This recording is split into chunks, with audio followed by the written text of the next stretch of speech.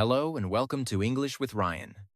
What if I told you that just 30 minutes a day could completely change your life? Not 1 year from now, not 5 years from now, but starting in just a few months. Right now, somewhere in the world, there are two people. They both want to learn English. They both have the same dream, a better job, the ability to travel, to connect with people globally. But one of them decides, I'll start when I have more time. The other says, I'll just do 30 minutes today. Fast forward 1 year. The first person is still waiting, still thinking, still stuck. The second person, they are speaking. Not perfectly, but confidently. They can understand conversations, watch videos, and express their ideas. Their world has expanded. The difference wasn't talent. It wasn't intelligence. It was just 30 minutes a day. Here's the truth most people don't realize. You don't need hours of study to learn English. In fact, trying to study too much often leads to burnout, frustration, and quitting. What you really need is consistency. 30 minutes may sound small, almost too small, but that's exactly why it works. 30 minutes is easy to start, easy to repeat, easy to turn into a habit. And habits are what change your life. If you study English for 30 minutes every single day, that's 3.5 hours a week. Over a year, that's more than 180 hours of focused learning. Imagine what that can do. Now imagine doing nothing. This isn't about learning faster than everyone else. This is about learning in a way that actually lasts. Because the goal isn't to study English. The goal is to live your life in English, to speak without fear, to understand without translating, to connect without hesitation. And it all starts with a simple decision. Not tomorrow, not next week, today, just 30 minutes. You don't need to be perfect. You don't need the best course. You don't even need confidence yet. You just need to begin. Because one day, you'll look back and realize those 30 minutes were the moment everything changed. Chapter 2. The Science of Small Daily Habits. Most people don't fail at learning English because they are lazy. They fail because they misunderstand how learning actually works. We often believe that big results require big effort. So we wait for the perfect time when we feel motivated, when we have hours of free time, when everything is just right. But the human brain doesn't learn best in long, exhausting sessions. It learns through repetition, exposure, and consistency. Think about how you learned your first language. You didn't study grammar rules for hours. You didn't memorize thousands of words in one sitting. You listened, you repeated, you made mistakes, and you did it every single day, slowly, naturally. Your brain adapted. This is called the compound effect. Small actions, repeated daily, create massive results over time. One day of 30 minutes may feel insignificant. Even 1 week may not show dramatic progress. But after 30 days, something starts to shift. Your brain begins to recognize patterns automatically. After 60 days, you notice you don't need to translate every sentence anymore. You start thinking in English, even if only for short moments. After 90 days, you're no longer the same learner. You've built a system inside your brain that supports understanding and communication. This happens because your brain strengthens connections through repetition. Every time you hear, speak, or read English, you reinforce neural pathways. The more frequently you repeat, the stronger those pathways become. But here's the key. Frequency matters more than intensity. Studying for 3 hours once a week is far less effective than studying 30 minutes every day. When you wait too long between sessions, your brain forgets. You're constantly restarting instead of building forward. Consistency turns effort into progress. This is why habits are more powerful than motivation. Motivation is unpredictable. Some days you feel inspired. Other days you don't. If your learning depends on how you feel, you will stop. Habits, on the other hand, remove the need to decide. You don't ask, do I feel like studying today? You simply follow the routine. The goal is not to push yourself harder. The goal is to make learning automatic. When English becomes part of your daily rhythm, like brushing your teeth or checking your phone, you stop struggling to continue. You just show up. And that's where real progress begins. Chapter 3. The perfect 3-0. Minute structure. 30 minutes only works if you use it the right way. Many learners sit down with good intentions, open a random app or video, and spend half their time deciding what to do. By the end, they feel busy but not improved. Without structure, even 30 minutes can be wasted. A simple, repeatable system removes that problem. Instead of thinking every day, you follow a clear flow that trains your brain efficiently. Start with the first 5 minutes. Warm up. This is where you activate your brain. It can be reviewing a few familiar words, listening to a short clip, or reading something easy. The goal is not to learn new things, yet it's to switch your mind into English mode. Just like athletes warm up before training, your brain needs a gentle start. Next, spend 10 minutes on input. This is where real learning begins. You watch, listen, or read something slightly above your current level. Not too easy, not too difficult. If you understand around 60–80%, you're in the right zone. Your brain stays challenged but not overwhelmed. Focus on meaning, not perfection. Don't pause every second to look up words. Let your brain absorb patterns naturally. Over time, you'll notice repeated phrases, sentence structures, and pronunciation. Then, move into 10 minutes of practice. This is the step most people skip, and it's why they get stuck. You must use what you just learned. Repeat sentences out loud. Shadow a speaker. Pause and imitate their pronunciation and rhythm. Or talk to yourself about what you just watched or read. It may feel uncomfortable at first. That's normal. Speaking is a skill, and skills improve through action, not observation. Finally, spend the last 5 minutes reviewing. Go back to keywords or phrases. Say them again. Think about how you could use them in your own life. This short review strengthens memory and helps information stay longer. This structure works because it follows how the brain learns. Activate, absorb, apply, reinforce. Over time, you can adjust it. Beginners may spend more time on listening. Advanced learners may focus more on speaking. But the core idea remains the same: balance input and output. The power is not in doing something different every day. The power is in doing the right things, repeatedly, without confusion. When your learning becomes clear and structured, progress stops feeling random. It becomes predictable. Chapter 4. Listening and input. Learn like a child. Before you can speak clearly, you need to hear clearly. Many learners try to speak too early, forcing sentences without enough exposure. The result is frustration. Words feel stuck. Sentences don't come out naturally. That's because the brain hasn't received enough input yet. Language begins with listening. When children learn their first language, they spend months, sometimes years, just listening. They don't rush to speak. They absorb sounds, patterns, and meaning. Their brain builds a foundation silently before producing words. You can use the same principle. This approach is called comprehensible input. It means you learn best when you understand most of what you hear, but not everything. If the content is too easy, you don't grow. If it's too difficult, you get lost and give up. The ideal level is where you understand enough to follow the message, while still noticing new words and structures. Choosing the right material matters. Instead of random content, pick topics you enjoy. It could be travel, technology, daily conversations, or stories. Interest keeps you engaged, and engagement keeps you consistent. Use simple sources at first. Short videos, slow podcasts, or beginner-friendly content are perfect. As your level improves, gradually increase the difficulty. But listening alone is not enough. There are 2 ways to listen: passive and active.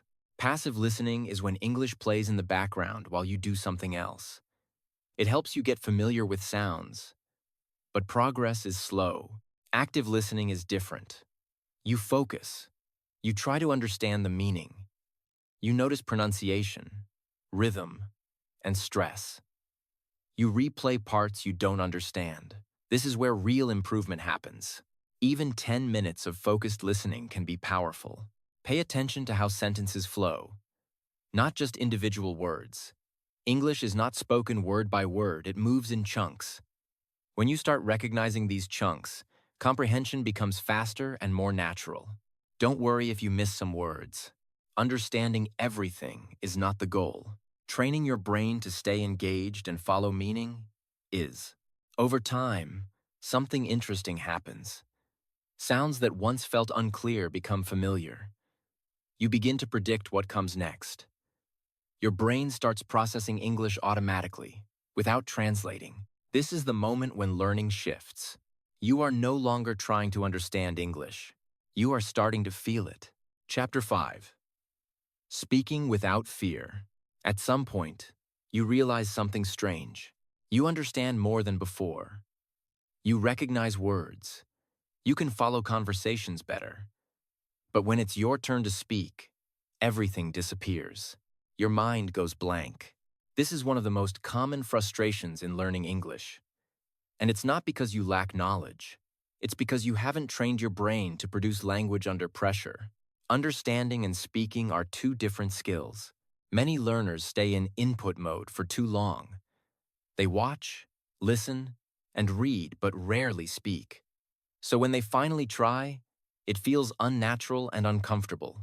That discomfort is not a sign of failure. It's a sign that you're finally training the right skill. One of the most effective methods to build speaking ability is shadowing.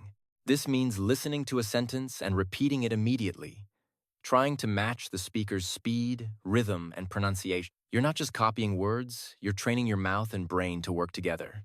At first, it will feel fast, maybe even impossible. But after a few days, you'll notice improvement. Your pronunciation becomes clearer. Your timing improves. Speaking feels less forced. Another powerful method is self-talk. You don't need a partner to practice speaking. You can describe your day, your thoughts, or what you see around you in English. It may feel strange, but it removes pressure. There's no fear of judgment, no fear of mistakes. You are free to try. Recording yourself is also important. When you listen back, you hear things you don't notice while speaking. You become aware of your pronunciation, your pauses, and your patterns. This awareness helps you improve faster. But the biggest obstacle is not technique. It's fear. Fear of making mistakes. Fear of sounding wrong. Fear of being judged. Here's the truth. Mistakes are not the problem. Silence is. Every mistake you make is a step forward. Every sentence you try builds confidence. Fluency doesn't come from being perfect. It comes from being willing to speak anyway. Instead of asking, "Is this correct?" start asking, "Can I communicate my idea?" Because communication is the goal. When you shift your focus from perfection to expression, something changes. You speak more. You hesitate less. You improve naturally. Fluency is not about knowing everything. It's about using what you already know without fear. Chapter 6. Vocabulary that actually sticks. You don't need thousands of words to start communicating, but you do need the right words, and more importantly, you need to remember them. Many learners spend hours memorizing long vocabulary lists. They write words down, repeat them, maybe even pass a test. But a few days later, most of those words disappear.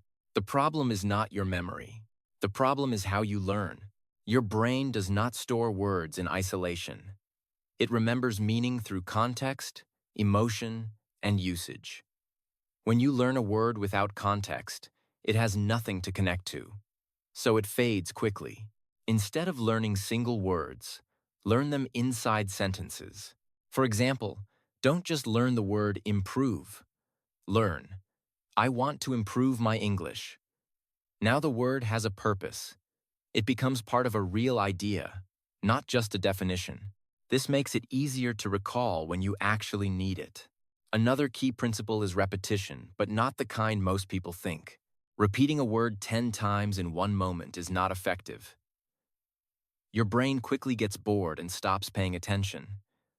What works better is spaced repetition. You review the same word multiple times over several days, with gaps in between. Each time you revisit it, your brain strengthens the memory. It's like reminding your brain, this is important. Keep this. But repetition alone is not enough. You need to use the word. Say it out loud. Write a sentence with it. Connect it to your own life. The more personal the connection, the stronger the memory becomes. Visualizing can also help. When you learn a word, imagine a situation. Create a mental image. If the word is airport, picture yourself checking in, hearing announcements, carrying your luggage. This turns abstract language into something real. Another common mistake is trying to learn too many words at once. More is not better. If you learn 5 words deeply and can actually use them, that is far more powerful than learning 50 words you will forget tomorrow. Over time, these small, meaningful additions grow into a strong vocabulary. You begin to notice familiar words appearing again and again in conversations, videos, and texts. Each time you encounter them, your understanding becomes more automatic. Eventually, you stop translating. You just know. Vocabulary is not about how many words you recognize. It's about how many words you can use, naturally, confidently, and without hesitation. Chapter 7. Consistency over motivation. There will be days when you don't feel like studying, days when you're tired, busy, distracted, days when English feels difficult, slow, or even pointless. This is where most people stop, not because they can't continue, but because they rely on motivation to carry them forward. Motivation is unreliable. It comes and goes. Some days you feel excited and ready. Other days, that feeling disappears completely. If your progress depends on motivation, your learning will always be inconsistent. Consistency works differently. It removes the question, do I feel like doing this today? And replaces it with, this is what I do every day. That shift is powerful. Instead of negotiating with yourself, you follow a system, the same 30 minutes, the same structure, the same commitment, regardless of how you feel. One of the easiest ways to build consistency is habit stacking. You attach your English practice to something you already do daily. For example, right after breakfast or before going to bed. This creates a trigger. Over time, your brain starts associating that moment with learning. You don't have to remember. It becomes automatic. Your environment also plays a big role.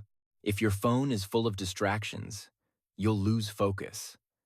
Make the right action simple and the wrong action harder. Tracking your progress can also help. Not to judge yourself, but to stay aware. Mark, each day, you complete your 30 minutes. After a week, you'll see a chain forming. After a month, that chain becomes something you don't want to break. It's no longer about effort. It's about identity. You begin to see yourself as someone who practices English every day. And then there are bad days. Days when you can't focus. When everything feels harder than usual. On those days, don't aim for perfection. Just show up. Even if your 30 minutes becomes 15, even if your focus is not perfect. Continuing matters more than performing, because missing one day can turn into missing a week. And missing a week can restart the cycle of stopping and starting again. Consistency protects your progress. It keeps momentum alive. You don't need to be intense. You don't need to be perfect. You just need to keep going. Chapter 8.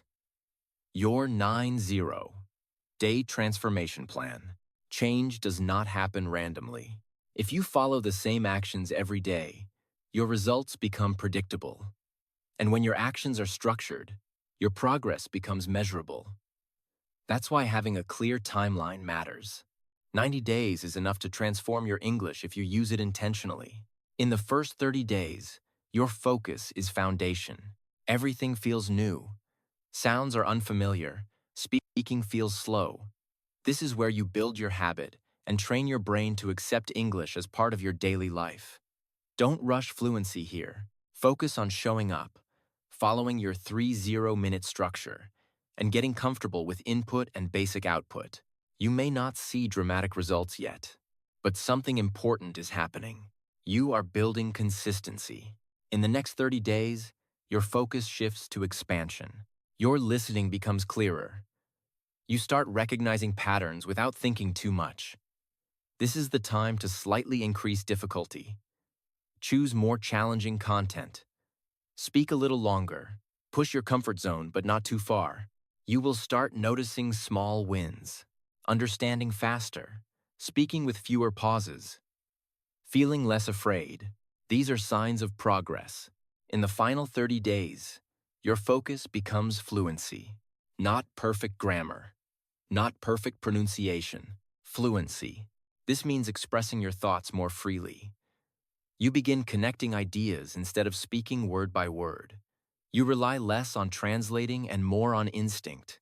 Your confidence grows because your brain now trusts the process.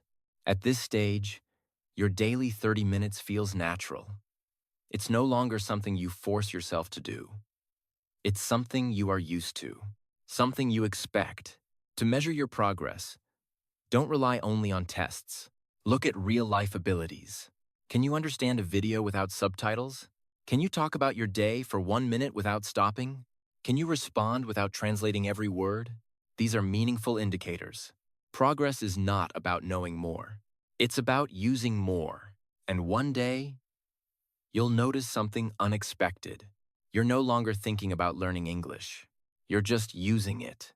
In conversations, in thoughts, in small moments of your day. That's when you realize the change didn't come from a single breakthrough. It came from 30 minutes, repeated every day for 90 days.